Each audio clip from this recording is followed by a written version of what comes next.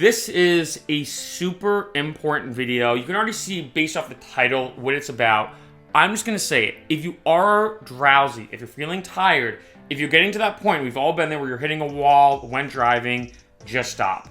I want to make this almost PSA video about drowsy driving because drowsy driving, in my opinion, is one of the most underrated issues that happens in our society that not a lot of people talk about. Especially when you look at the statistics, a drowsy driving accident or an accident that results in someone being too tired while driving happens every 30 seconds. There is a great podcast with Dr. Matthew Walker, who's a sleep expert. He was on Joe Rogan's podcast. He's been on a lot of podcasts, and he talks about how severe drowsy driving is. And his example is that even though, yes, as we all know, kind of weird to say out loud, but as we all know, drunk driving is bad.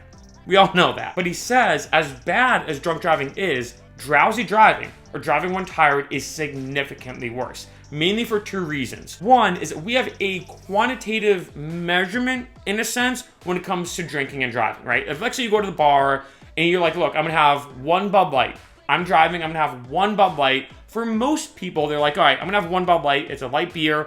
I'm gonna sip it over an hour, I'm good to go. I can drive. However though, if let's say you have 5 or 6 Bud Lights, or let's say you have 5 or 6 beers in the course of that hour, we know, okay, I have drank too much. I can quantitatively say I've had 6 beers, I should not be driving.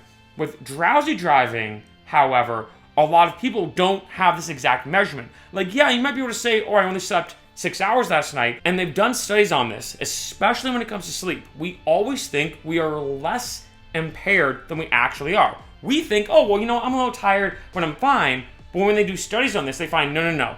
You think you're okay, but you're really not, especially when you're tired. This is huge. The second thing, and the big difference that makes it way worse as well, when it comes to, like, say, drunk driving versus drowsy driving, is drunk driving, it's a delayed reaction, right? You're impaired when driving, right? As we all know. So your reaction time is severely delayed. When it comes to drowsy driving, though, the difference is no reaction. Even if you're doing this, when you're driving, you're like trying to slap yourself and trying to stay up, or however you try to stay awake, maybe you're chugging coffee. I've even heard of drivers having a lot of pre-workout just to stay awake.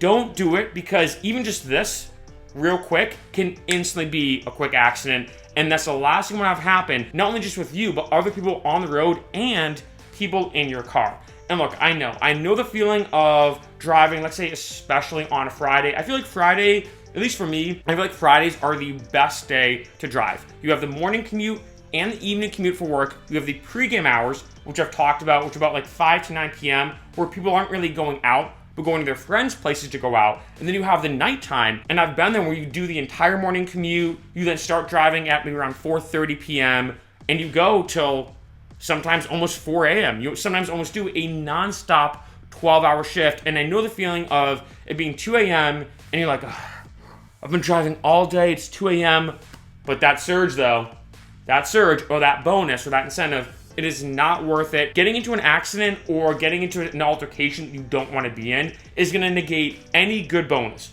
or any good incentive or any good surge that is happening. I know I'm sounding super preachy here, but I just have to stress this. Whether you're driving for Lyft and Uber or not, drowsy driving is extremely dangerous. Always be careful.